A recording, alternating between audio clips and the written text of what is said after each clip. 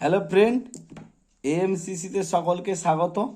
আজ আমরা 2024 সালের মাধ্যমিকের প্রথম পরীক্ষা বাংলা পরীক্ষার শর্ট কোশ্চেনগুলো এমসিকিউগুলো সম্পর্কে আলোচনা করব। তো সর্বপ্রথম একের দাগে যে কোশ্চেনগুলো রয়েছে 17টি কোশ্চেন, সেই 17টি কোশ্চেন নিয়ে আলোচনা করছি। তো প্রথম কোশ্চেন যেটা রয়েছে, নকল পুলিশ সেজে হরিদা মাস্টারমশাইকের কাছ থেকে কত ঘুষ নিয়েছিলেন? অ্যান্সার হবে 8 আনা। নেক্সট রয়েছে, ললাটের লেখা তো খণ্ডাবে না, এখানে বক্তা কে ছিলেন? এখানে বক্তা ছিলেন গিরিশ মহাপাত্র। তারপরে পান্নালাল প্যাটেল কোন ভাষার লেখক ছিলেন? পান্নালাল প্যাটেল ছিলেন গুজরাটি ভাষার লেখক। আমাদের কাছে যারা পড়াশোনা করেছে তারা এটা অবশ্যই জানে, গুজরাটি ভাষার লেখক ছিলেন পান্নালাল প্যাটেল। তো ওরা অনেকেই বিষয়বস্তু পড়ে না, তাই যারা আমাদের কাছে পড়েছে গুজরাটি ভাষা লেখা, এটা আমরা তাদেরকে বলে দিয়েছি। আমাদের শিশুদের সব ছড়ানোর রয়েছে কোথায়? কাছেও দূরে, এটা পদ্য লাইনে লেখা রয়েছে। খুরের দাপট তারায় লেগে উল্কা ছুটা, এখানে অ্যান্সার হবে নীল খেনালে। তারপরে রয়েছে যথা বিহন্নলাল রূপী কিরিটি, কিরিটি হলেন কে? অর্জুন। খাগের কলম কখন দেখা যায়? না, সরস্বতী পূজায় দেখা যায়। তারপরে রয়েছে বাংলা ভাষার বিজ্ঞান চর্চার একটি প্রধান বাধা হলো বাংলা পারিভাষিক শব্দ কম। তারপরে শেষ পর্যন্ত নিবের কলমের মান মর্যাদাকে একমাত্র বাঁচিয়ে রেখেছিলেন কে? সত্যজিৎ রায়। তারপরে রয়েছে নমিপুত্র পিতার চরণী, এখানে পিতার নিচে দাগ রয়েছে একটি সম্বন্ধ পদ। তারপরে সূর্য উঠলে পদ্ম ফোটে, সূর্য একটি নিরপেক্ষ কর্তা। তারপরে সামমুক্ত সমস্ত পত্রীর সমাসের নাম কি? অপাদান তৎপুরুষ সমাস। শিশুর শরীর কুসুমের মতো কোমল, এখানে কোমল এই কথাটির সাধারণ ধর্ম, কারণ এটি সমস্ত শিশুর ক্ষেত্রেই পরিমেয়। আইপিএল শুরু হলো, যারা কলকাতার সমর্থক তারা উৎসাহে উঠেছে, গঠন অনুসারে বাক্যটি হচ্ছে মিশ্র বাক্য। তারপরে রয়েছে নির্দেশক বাক্য একটি শ্রেণী কি? না, হবে নগর্থক বাক্য। তারপরে রয়েছে ক্রিয়ার সঙ্গে কর্তার পুরুষবাচক বিভক্তি যুক্ত হয়, এটি মূলত হবে ভাববাচ্য। অনেক সময় পুরুষবাচক যুক্ত রয়েছে কর্তৃবাচ্যেও, এটি মূলত অ্যান্সার হবে ভাববাচ্যে।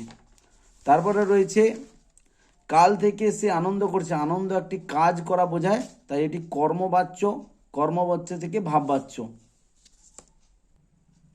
এবার আমরা আসি 2 নম্বরের কোশ্চেন। আমি এই কোশ্চেনগুলোর অ্যান্সার লিখে নিয়েছি, তোমাদের দেখাচ্ছি। যে ভালো হবে না বলছি, কোন কথার পরিপ্রেক্ষিতে বক্তার এমন উক্তি?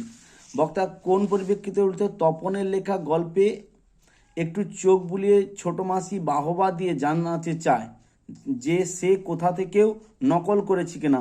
অর্থাৎ ছোট মাসিকে যখন তপন তার লেখাটা দেখায়, তখন তার মাসি বলে যে এটা কোথাও থেকে টুকলি করেছিস কিনা, তখন সে এই উদ্ধাংশটি করেছিল যে ভালো হবে না বলছি, অর্থাৎ তপন এই উদ্ধাংশটি করেছিল। কোন কথার পরিপ্রেক্ষিতে বক্তার এমন উক্তি? তো আমি দেখিয়ে দিলাম, মাসির এমন বলা বিরক্তি হয়েই তপন এই কথাটি বলেছিলেন। তারপরে 2 নম্বর কোশ্চেন রয়েছে, এবার মারিত গন্ডার লুথিত ভান্ডার, কথাগুলো কে কাদের বলেছিলেন? না, কথাগুলো বলেছিলেন সুবোধ ঘোষ লিখিত কি? এটি বহুরূপী গল্পকথক বহুরূপী হরিদা প্রশ্নে উদ্ধত কথাটি বলেছিলেন। তারপরে রয়েছে মিথ্যাবাদী কোথাকার, উদ্দিষ্ট ব্যক্তিকে কেন মিথ্যাবাদী বলা হয়েছে?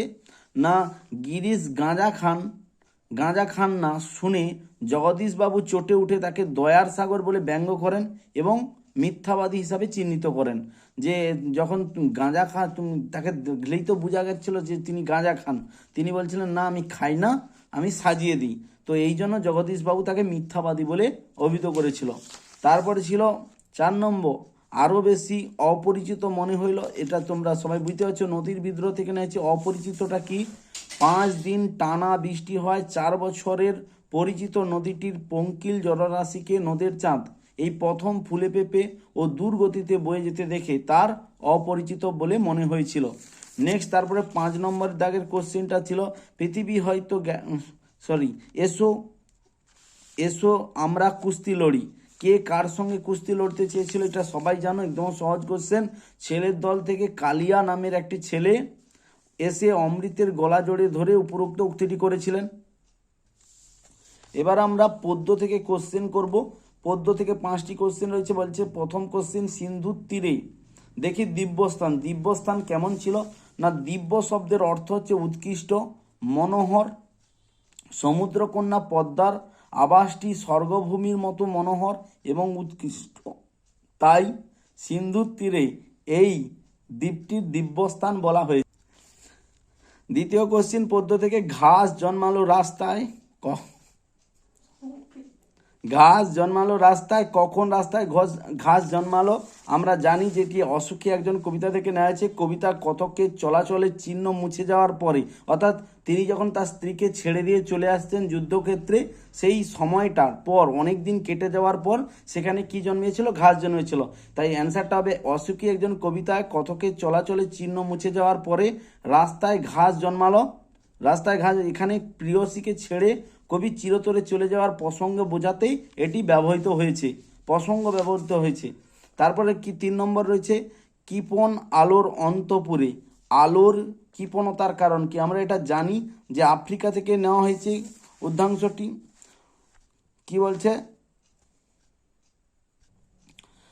অ্যান্সারটা হবে যে সৌর সংসার সূর্যের আলোর অপরিমেয় হয়ে পৃথিবীর উপর পতিত হলেও অরণ্য সংকুলন আফ্রিকায় তা প্রবেশ করে না, তাই কবি কৃপণ আলো বলিয়েছেন।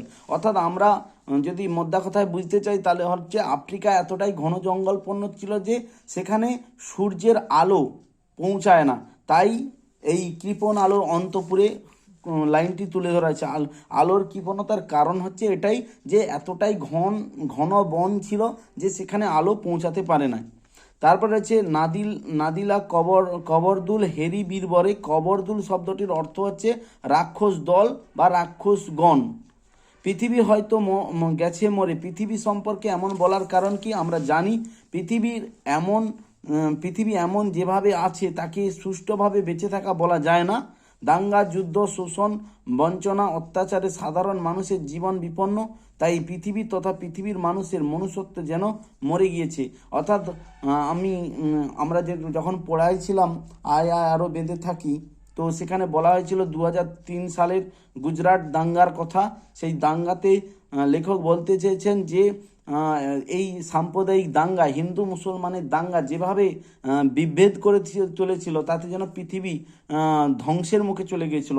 তাই কবি এই লাইনটির মাধ্যমে যে পৃথিবী হয়তো মরে গেছে, এটার মাধ্যমে এটি বোঝাতে চেয়েছেন। প্রবন্ধ থেকে যে কোনো 3টি প্রশ্নের উত্তর দিতে বলেছে, আমরা 4টাই করেছি। ইতিহাসের ঠাঁই কিন্তু তার পাকা। ইতিহাসে কার পাকা ঠাঁই? না, আমরা জানি এটা হচ্ছে হারিয়ে যাওয়া কালি কলম থেকে নেওয়া হয়েছে। তো এখানে কার ঠাঁই, পাকা ঠাঁইয়ের কথা বলা হয়েছে, কলমের পাকা ঠাঁইয়ের কথা বলা হয়েছে।